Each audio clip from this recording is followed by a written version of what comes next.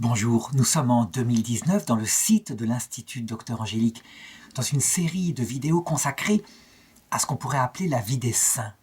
Sauf que dans cette vidéo-là, je ne vais pas aborder la vie d'un saint du Nouveau Testament, mais d'un juste, ou plutôt d'une juste, de l'Ancien Testament. Une juste spéciale, parce qu'on ne connaît pas son nom. On ne connaît même pas comment elle s'appelle. Et pourtant, elle est citée par la Bible et on n'y prend pas garde.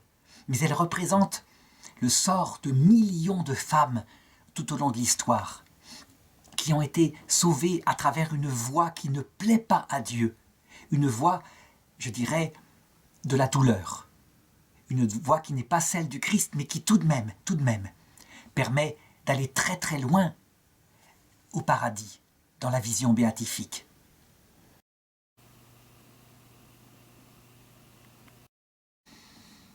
Pour ce récit, je voudrais l'appeler Mariam. Mariam, du nom de Marie, la Vierge Marie, que j'ai représentée ici, et qui, bien plus tard, a été conçue et née, mais qui est devenue sa mère spirituelle.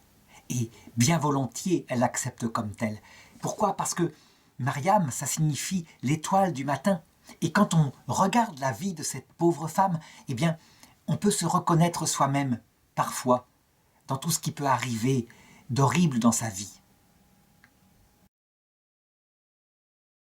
Son histoire est racontée dans le livre des Juges au chapitre 19, à une période barbare que, tout de même, nous ne devrions pas juger comme telle, parce que je voudrais mettre ce récit en parallèle avec une autre période barbare, très récente pour le coup, celui de la Grande Guerre, la guerre 14-18, qui quelque part ressemble au comportement qu'eut Dieu par rapport à cette génération et en vue de la sauver.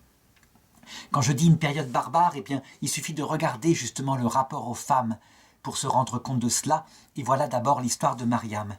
Elle devait avoir 14-15 ans. Et étant nubile, eh bien, on l'avait mariée à un homme. Son père était très content, il avait su la placer. Et cet homme, eh bien, il avait les qualités, les défauts de cette époque. Ça veut dire que quelquefois il cognait sa femme, mais parfois aussi il buvait. Et les deux ensemble faisaient que, eh bien, son sort était un sort douloureux tout de même. Un sort que connaissent encore beaucoup de femmes à notre époque. Toujours est-il qu'un jour, son mari, qui était un juif,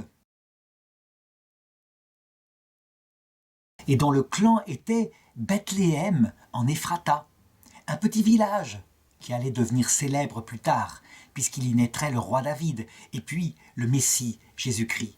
Toujours est-il que son mari, un jour, dans une scène particulièrement violente, la battit tellement qu'elle décida de s'enfuir. C'était plus possible, elle ne pouvait pas vivre avec lui, et donc elle s'enfuit, et elle retourna loin, loin, loin, en Israël, en marchant, je dirais, la nuit, et en dormant le jour, elle retourna dans son pays, en Israël, sans doute du côté de la Galilée. Toujours est-il que mon mari, eh bien, lorsqu'il eut dessoulé, se rendit compte que j'avais disparu. Et donc, reprenant ses esprits, il se promit qu'il ne recommencerait pas. Et donc, il décida de partir à son tour pour aller me chercher chez mon père. Et donc, il voyagea. Et un jour, il arriva chez mon père, qui m'avait accueilli à défaut. Il fallait bien. Je n'avais pas d'autre endroit où aller, de toute façon. Toujours est-il que là, il parla à mon père, et il avait décidé aussi de parler à mon cœur. Mais je sais ce que signifient les serments d'ivrogne. Moi, on ne me l'a fait pas. Toujours est-il que, avec mon père, ils s'arrangèrent. Et ils burent 5 jours, de suite, sans s'arrêter, tout en discutant de mon sort. Eh bien, je n'eus pas le choix. Et je dus donc quitter la maison de mon père pour repartir avec mon mari. Et nous devions traverser plusieurs terres où des tribus d'Israël vivaient, pour revenir à Bethléem Éphrata.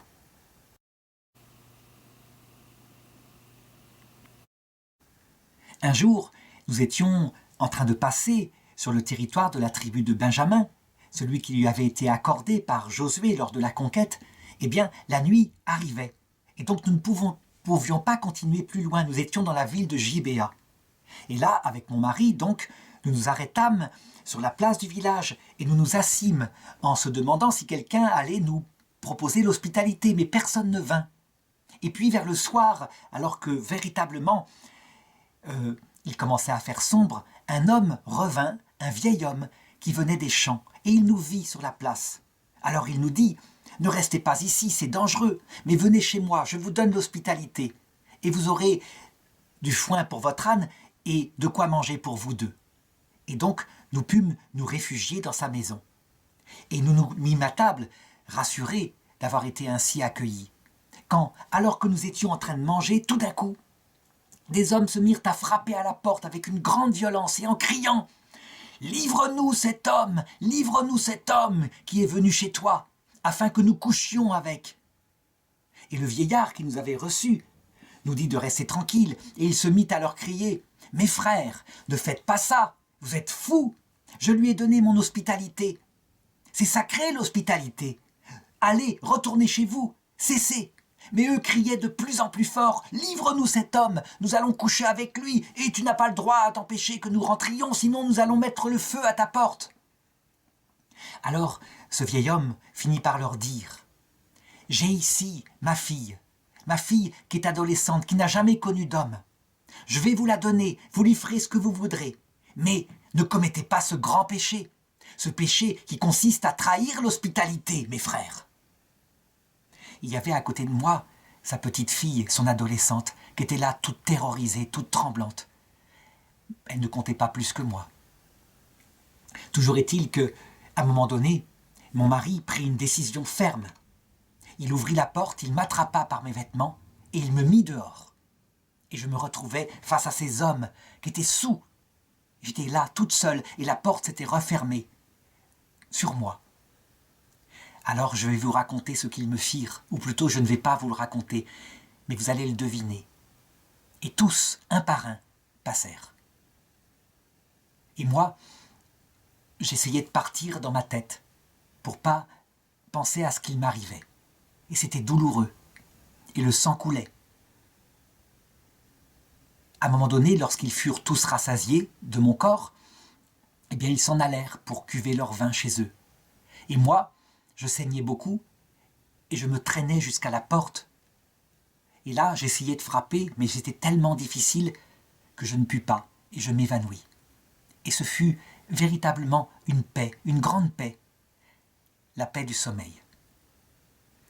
Et puis à un moment donné, je me réveillais, et il y avait à côté de moi un être lumineux, magnifique, grandiose. Et j'avais plus peur, et je n'avais plus mal. Et il me prit dans ses bras, et il sécha mes larmes. Je ne savais pas qui était cet être.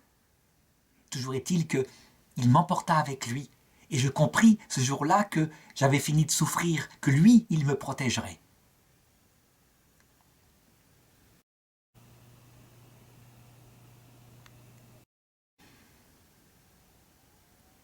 La suite de l'histoire, je vais la raconter à travers le récit qu'en fit cet ange de lumière qui apparut à cette petite Myriam ce jour-là et qui l'accueillit pour l'emporter.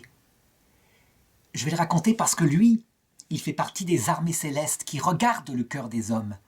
Il fait partie des princes qui jugent comment il faut faire pour que ces hommes au cœur dur puissent tout de même, eux aussi, bien à travers les effets de leur dureté, s'il le faut, être en fin de compte sauvés, si c'est possible, s'ils finissent par se repentir.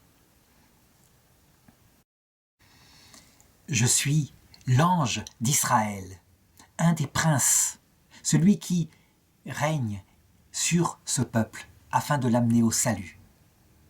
Lorsque vous arriverez un jour dans l'autre monde, vous remarquerez peut-être une petite jeune femme, magnifique, rayonnante de lumière.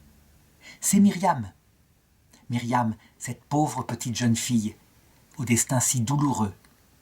Et vous verrez avec elle des milliers de compagnes qui, le cœur brisé par le passage par cette vie terrestre, sont maintenant consolées dans la vision béatifique et peuvent vraiment vous aider. Je suis un des princes qui participe au salut du peuple d'Israël. Avec les autres princes, nous regardions le cœur des hommes de cette génération et nous ne voyions que perversion, avec ici et là quelque part d'honneur. Il s'était donné une morale, c'est vrai, l'hospitalité, il ne la trahissait pour rien au monde. Mais à côté de ça, Comment pouvaient-ils se comporter avec tant de dureté, de perversité envers leurs propres femmes? Et donc, nous décidâmes, nous, les princes célestes, pour le service de Dieu, de purifier ce peuple par une grande épreuve, une grande guerre. Et c'est ce qui arriva. Lorsque le mari de Mariam sortit de sa maison le matin, voici qu'elle était couchée par terre, la main tendue vers le seuil. Il la toucha de ses pieds et constata qu'elle était morte. Alors il la chargea sur son âne et,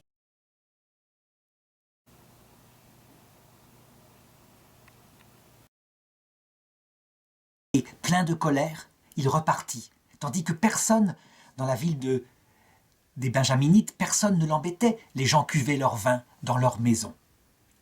Il retourna chez lui, et là, il prit un grand couteau, et il prit le corps de sa femme, et il le coupa en 11 morceaux, un morceau pour chacune des tribus d'Israël, qui ne s'étaient pas rendues coupables de ce crime. Et il envoya des messagers auprès de la tribu de Juda, la tribu de Benjamin, la tribu de Manassé, etc., chacun étant porteur d'un morceau et d'un message en disant « Regardez, regardez ce qui s'est passé en Israël. A-t-on déjà vu une chose aussi abominable ?» Et partout dans les tribus, le conseil des sages se réunit en disant « C'est abominable. On ne peut pas laisser une telle perversion exister en Israël. » Et donc, ils décidèrent d'envoyer une députation auprès de la tribu de Benjamin, auprès de la ville où s'était produit ce crime, afin de réclamer les coupables, afin qu'ils leur soient livrés. Évidemment, les Benjaminites, lorsqu'ils reçurent cette délégation, s'en rirent en disant « Venez donc le chercher vous-même, prenez donc votre armée, essayez donc de nous les voler, ces gens-là, vous pouvez toujours compter. » Et donc, ils se moquèrent des délégués. Je voudrais interrompre ici le récit et parler de moi-même, en disant, il faut remarquer que ce que je viens de raconter ici et qui est raconté dans le livre des Juges, eh bien, ça s'est passé exactement de la même façon en 1914, lorsque l'archiduc d'Autriche et sa femme Sophie furent assassinés par Gavrilo Princip à Sarajevo. L'Autriche envoya une délégation à la Serbie en leur disant « Livrez-nous le coupable pour que nous le jugions ». Et la Serbie répondit « Pas question, nous sommes un peuple indépendant, nous le jugerons nous-mêmes ». Et c'est ainsi que commença la guerre 14. Et c'est ainsi que, là, dans la Bible, commença la guerre civile en Israël entre les 12 tribus, ou plutôt de 11 tribus avec la 12e. Et je vais maintenant reprendre le récit de l'archange, du prince d'Israël. Lorsque le peuple juif se réunit pour son assemblée à Mirka, j'étais là, moi, l'ange, et j'y assistais. Et je voyais leur colère, et je jugeais durement leur colère.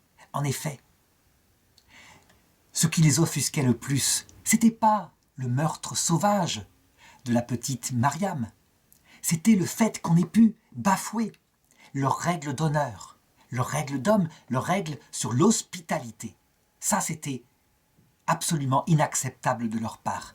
Et ils ne voyaient même pas le geste de son mari ou le geste de cet hôte qui voulait mettre comme bétail une jeune fille au viol de ces gens-là. Et eux étaient pleins de dévotion et ils se tournaient vers Yahvé avec la certitude de leur propre justice. Et ils jurèrent « Personne d'entre nous ne regagnera sa tente, personne d'entre nous ne retournera dans sa maison avant que justice soit faite. » Et c'est ainsi qu'ils se préparèrent à la guerre, qu'ils s'armèrent tous de pied en cap, des dizaines de milliers d'hommes, pour attaquer Benjamin et pour obtenir que les coupables soient livrés. En réalité, voyant ces préparatifs de guerre, Benjamin lui-même se prépara à la guerre. Et c'était nous, les anges, qui endurcissions le cœur de ces gens, parce que nous voulions qu'ils payent les conséquences immanentes de la dureté de leur cœur, et donc que la guerre soit déclarée. Et donc, armés de pied en cap, Les benjaminites, au nombre de 26 hommes, portant l'épée, dont certains étant gauchers, donc savant particulièrement bien combattre, se réunirent dans la ville de Gibéa pour la défendre et pour parer à l'attaque des autres tribus d'Israël.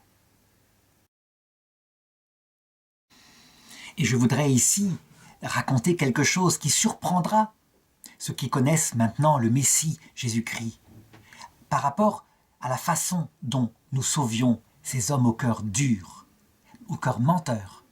Eh bien, nous, anges du Seigneur, appliquant à l'époque les lois de Dieu pour adoucir leur cœur, pour les renverser de leur trône, nous n'hésitions pas à mentir. Certains diront, mais non, les anges ne mentent pas. Eh bien, qu'ils regardent comment, par exemple, nous sauvâmes le roi Achab de son orgueil, en trompant ses propres prophètes. C'est raconté dans le premier livre des rois, chapitre 22, verset 20, ce conseil de Dieu, où nous étions, nous aussi. Ce roi Achab, très orgueilleux, il fallait le faire tomber, le renverser de son trône, afin qu'il change. Et donc, Dieu demanda, qui trompera Achab pour qu'il marche contre Ramoth de Galaad et pour qu'il y succombe? Et quelques-uns d'entre nous répondirent ceci, d'autres anges répondirent cela. Alors l'Esprit de Dieu s'avança. Il se tint devant Yahvé et il dit, c'est moi qui le tromperai. Et Dieu demanda, comment feras-tu? Et quand je dis l'Esprit de Dieu, c'est l'Esprit Saint, l'Esprit d'amour, qui ne vise qu'à le sauver. Et l'Esprit répondit, j'irai, et je me ferai esprit de mensonge dans la bouche de tous ces prophètes. Et Dieu répondit, va, tu le tromperas, tu réussiras, va et fais ainsi. Et bien de la même façon ici, voici que nous les anges, nous nous fîmes esprit de mensonge dans la bouche de tous les prophètes qui parlaient aux combattants qui allaient attaquer Benjamin. Et en effet, l'arche d'alliance où habitait Dieu se trouvait en ce moment-là à Béthel, avec des prêtres autour d'elle, dont Éléazar. Et les peuples qui se préparaient à attaquer Benjamin, pleins de piété, se réunirent autour de l'arche d'alliance afin de prier. Et ils invoquèrent Dieu pour dire « Qui attaquera ou devons-nous attaquer Benjamin? Qui de nous attaquera en premier ?» Ils étaient pleins d'obéissance à Yahvé, pleins de piété dans leur cœur perverti. Alors, voilà ce que moi, prince d'Israël, je répondis, que Juda attaque le premier. Alors, pleins de cette réponse, ils partirent et se mirent en ordre de bataille. Et effectivement, ils arrivèrent à la ville de Gibéa et Juda attaqua en premier. Et puis, les autres tribus suivirent et ils se précipitèrent vers les remparts de la ville. Et pendant ce temps, les combattants de Benjamin sortirent par une porte derrière la ville, firent le tour et attaquèrent violemment sur le côté l'armée des autres tribus d'Israël et les tailla en pièces. Et ce jour-là, ils massacrèrent 22 000 hommes d'Israël. Ce fut un véritable désastre. Et ceux qui avaient combattu, loin de perdre leur piété, revinrent vers l'arche d'alliance, en priant, en pleurant, avec tout leur cœur plein de dévotion, et en disant à Dieu, que s'est-il passé? Que s'est-il passé? Et ils posaient la question, parle Yahvé, devons-nous continuer d'attaquer? Eh bien, moi, prince d'Israël, je répondis, au nom de Yahvé, oui, marchez, marchez contre lui. Alors aussitôt, ayant entendu cette annonce, ils reprirent courage et se remirent en ordre de bataille le lendemain pour attaquer de la même façon. Et bien de la même façon, les armées de Benjamin sortirent par derrière la ville, contournèrent et attaquèrent de nouveau sur le côté l'armée d'Israël et leur fit un massacre terrible. 18 000 hommes périrent ce jour-là et l'armée d'Israël, plein de larmes, plein de contrition, retourna vers l'arche à Béthel et là se mit à supplier et à prier et à passer des heures en oraison. Et ils se mirent à jeûner et ils offrirent des sacrifices qui fumèrent, pensait-il, en agréable odeur devant Dieu, tandis que nous les anges et Dieu avec nous, nous pensions « Je déteste la fumée de vos offrandes, le sacrifice qui plaît à Dieu, c'est un cœur brisé et un esprit humilié, un cœur qui fait le bien. Je voudrais m'arrêter ici et reprendre la parole pour dire que en 1914, là encore, il s'est passé exactement la même chose. Et les soldats en ont témoigné, à savoir que lorsque l'Allemagne attaqua la France en passant par la Belgique, parce que c'était un pays plat, la France aussitôt se mit en réserve pour défendre la Belgique et contrer les armées allemandes qui attaquaient. Et alors ce fut la grande bataille de Charleroi, et il y eut des milliers de morts français, et l'armée française fut décimée, si bien qu'elle reflua en désordre vers Paris, sans cesse, tandis que l'armée allemande la poursuivait, avec des lignes de plus en plus étirées, tandis qu'elle franchissait les départements français. Et là, beaucoup de soldats allemands témoignent qu'à un moment donné, alors qu'ils arrivaient dans la Marne, ils virent une femme grandiose, immense, qui semblait protéger Paris, et ils ne pouvaient plus avancer. Et au même moment, sortant de Paris, des taxis amenaient des soldats qui attaquèrent les lignes allemandes sur le côté. Et comme elles ne pouvaient pas se défendre, parce qu'elles n'étaient pas ici préparées au combat, elles furent obligées de refluer vers la Belgique, où là, elles s'enterrèrent dans les tranchées. Cette dame, c'était la Reine des Anges, la Vierge Marie, et souvent les Français ont qualifié cela du miracle de la Marne. La réalité, c'est qu'il faut juger la chose autrement. S'il n'y avait pas eu le miracle de la Marne, la guerre se serait arrêtée ici, comme elle s'était arrêtée en 1870. Les Allemands auraient vaincu et il y aurait eu beaucoup moins de morts. Or, la guerre continua pendant de longues années dans les tranchées. Pourquoi ? Pour la même raison. À savoir que, pour que les hommes de cette époque-là, les Européens, pleins d'orgueil, passant leur temps à conquérir le monde et à se croire chacun le meilleur, le plus puissant, le plus intelligent des pays du monde, pour que l'orgueil périsse, il fallait qu'ils apprennent, dans les tranchées, la misère de la guerre. C'est exactement le même comportement. Nous, les anges, et le prince de la France, et le prince de l'Allemagne, et le prince des nations européennes, nous avions décidé de les livrer à leur cœur perverti, afin qu'ils périssent, et que, de l'autre côté, comprenant leur erreur, ils puissent être sauvés pour le vrai salut, celui de la vie éternelle.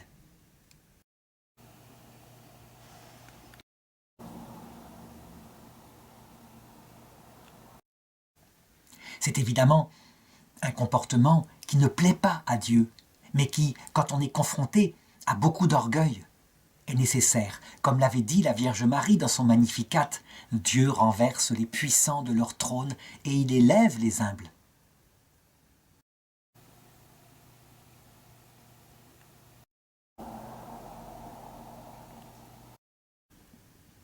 Eh bien, 3000 ans plus tôt, on peut dire qu'il y eut le même comportement. Les gens se tournaient vers la religion, retournaient vers Yahvé malgré les défaites, et ils suppliaient de nouveau Yahvé de parler. Et ils disaient « Devons-nous attaquer de nouveau? Devons-nous arrêter la guerre? Est-ce que tu préfères qu'on arrête la guerre ?» Et alors, moi, prince d'Israël, je répondis « Marchez, car demain, je livrerai Benjamin entre vos mains. » Et cette fois, je ne leur mentais pas. Et en effet, le peuple d'Israël plaça une embuscade dans la forêt, derrière la ville de Gibéa, avec 10 000 hommes d'élite. Et il s'était dit, si comme les autres fois, ils attaquent et sortent de la ville, nous ferons comme les autres fois, nous refluerons en arrière comme si nous étions battus une 3e fois. Et pendant qu'ils s'attaqueront à notre avant-garde, l'embuscade se précipitera vers la ville et l'attaquera, mais cette fois par derrière, et rentrera dedans. Et c'est ainsi qu'ils préparèrent leur plan. Et donc, le lendemain matin, comme d'habitude, Benjamin sortit de la ville, contourna et attaqua les lignes d'Israël sur le côté. Et Israël fit mine de reculer dans un plus grand désordre. Et eux, voyant qu'une fois de plus, ils allaient pouvoir leur massacrer 20 000 hommes, ils attaquèrent de plus en plus fortement. Pendant ce temps, l'embuscade se précipitait de la forêt et rentrait dans la ville sans défense. Et là, elle se déchaîna. Et tandis que l'armée de Benjamin regardait derrière elle et voyait monter les fumées de la ville, ils se mirent à paniquer en disant « Nous avons été attaqués, la ville est prise ». Dans la ville, c'était un véritable massacre. Les hommes se déchaînaient, tout le monde était massacré, les femmes, les enfants, les animaux. Rien ne pouvait arrêter la fureur de ces soldats qui avaient perdu tellement. Et la panique s'emparant de l'armée de Benjamin, eh bien, nous contre-attaquèrent, les hommes d'Israël contre-attaquèrent, et ils se mirent à les massacrer de nouveau. Sauf quelques hommes, quelques milliers d'hommes, qui réussirent à se cacher dans la montagne et à échapper au massacre. 25 000 hommes de l'armée de Benjamin périrent ce jour-là, ça veut dire quasiment toute l'armée. Et les 1000 hommes qui sauvèrent leur vie allèrent se cacher du côté du rocher de Rimon, où ils restèrent cachés 4 mois. Alors évidemment, du côté du camp des vainqueurs, ce fut l'allégresse. Et on alla vers l'Arche d'Alliance, et on se mit à danser devant, et à faire des Te Deum pour remercier de cette grande victoire magnifique qu'avait enfin été acquise. Et nous étions là, nous, les anges, et nous assistions à ce triste spectacle, à ces hommes qui ne comprenaient rien, pour le moment, mais peut-être qu'ils comprendraient plus tard. Et nous voyions les âmes des morts qui étaient là, qui erraient sur la plaine, ne sachant où aller, et puis qui rentraient dans le shéol pour errer de nouveau entre ce monde et l'autre. À ce moment-là, le ciel entier se ferma. Nous n'apparûmes pas à ces hommes, sauf à quelques-uns, parmi les femmes, les enfants, qui avaient le cœur pur. Et pour les autres, nous les laissèrent en prison, dans le shéol, le temps que leur cœur réfléchisse et le temps qu'ils comprennent ce qui s'était passé.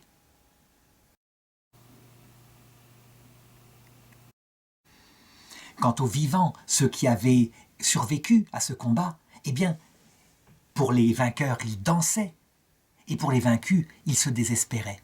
Et quand ils eurent bien bu et bien festoyé autour de l'Arche d'Alliance, qui lui eurent rendu un culte, eh bien, ils se réveillèrent avec la gueule de bois, et ils se dirent les uns aux autres « Une tribu d'Israël a disparu. Il n'y a plus de femmes, il n'y a plus d'enfants, il n'y a plus que quelques hommes qui aient survécu dans la montagne. » Et là, ils commencèrent à réfléchir et à se lamenter, en se disant « Que ferons-nous ?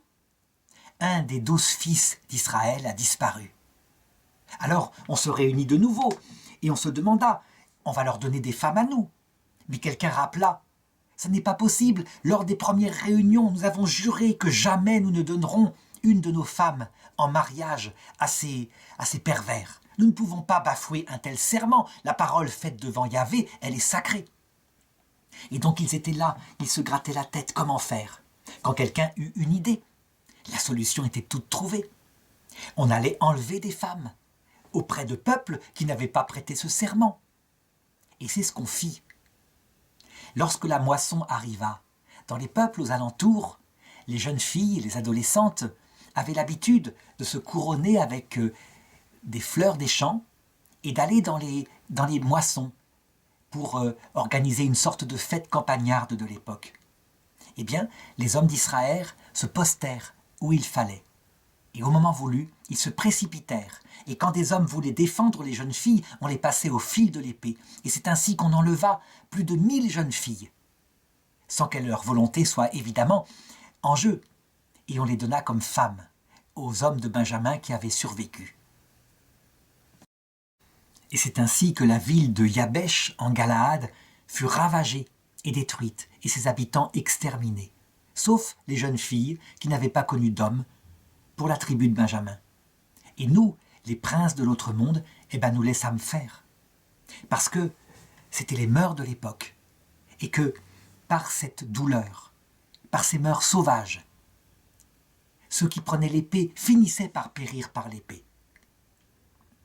Je voudrais reprendre ici la parole pour montrer à quel point ce fut aussi efficace pour la génération de nos pères qui vécut la même chose pendant la guerre 14. À savoir, à la fin de la guerre, devant les millions de morts, les peuples qui avaient gagné, eh bien, avaient le cœur qui ne voulait plus jamais de la guerre, plus jamais.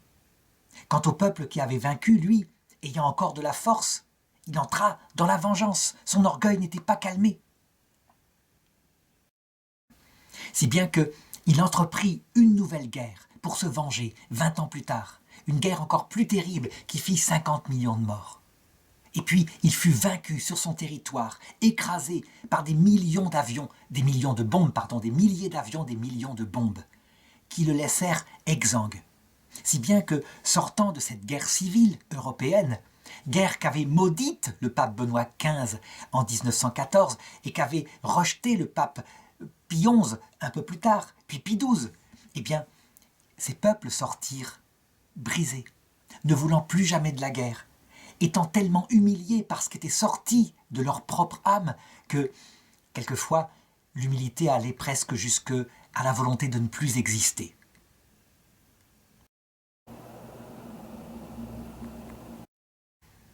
N'empêche que, arrivé de l'autre côté de cette vie, il sortit globalement de ce coup d'épée terrible de la Providence que les âmes des hommes avaient changé. On ne peut plus trouver de l'autre côté, ou presque plus trouver, des hommes qui peuvent encore se vanter de leurs exploits de jeunesse lorsque, rentrant dans la tranchée ennemie avec le poignard entre les dents, ils massacraient des pauvres hommes, qui étaient leurs frères en fait, et qui sont avec eux dans la vie éternelle. Tout le monde, maintenant, a rejeté cette guerre et a compris de ce qu'il a souffert, à quel point l'orgueil est un danger. Certains diront, mais cette action de Dieu est abominable. Pourquoi laisse-t-il faire de telles horreurs? Et c'est vrai, quand on voit la Vierge Marie dans ses messages qui dit sans cesse « Attention, vous péchez, je ne peux plus retenir le bras de mon fils. Il va frapper d'un coup vigoureux. » Et on se dit « Mais c'est pas de l'amour. » Eh bien, on a bien tort. En fait, le Père est la mère spirituelle de nos âmes. Quand elle nous voit nous précipiter vers des biens terrestres pour ne chercher qu'eux, alors que eux savent que nous sommes des enfants, nous ne comprenons pas que c'est les biens éternels qui comptent. Alors, ils n'hésitent pas à nous livrer à notre cœur endurci, de temps en temps, et heureusement, pas tout le temps, et avec une certaine mesure. Si la bombe atomique devait être utilisée un jour, ça serait sans mesure, et donc, espérons que Dieu empêchera à jamais que cet outil monstrueux servent contre le monde. Il faut comprendre que pour Dieu, la mort est le passage de ce monde à l'autre. La mort n'existe pas. Il change de pièce les êtres humains et il les fait progresser dans d'autres purgatoires, à commencer par le Shéol, et puis l'apparition des anges, et puis, enfin, lorsque notre cœur est devenu tout humble et tout amour, la possibilité de la vision béatifique. Ne se perdent que ceux qui résistent à tout et qui, froidement, ayant tout subi, sont capables de dire « Cette histoire de paradis fondée sur l'humilité et l'amour, je n'en veux pas, je reste le maître de ma vie et c'est ça qui compte uniquement, quitte à être seul dans la liberté éternelle. » Une liberté qui, évidemment, est un esclavage au sens réel, puisque on y est esclave de ses propres malheurs.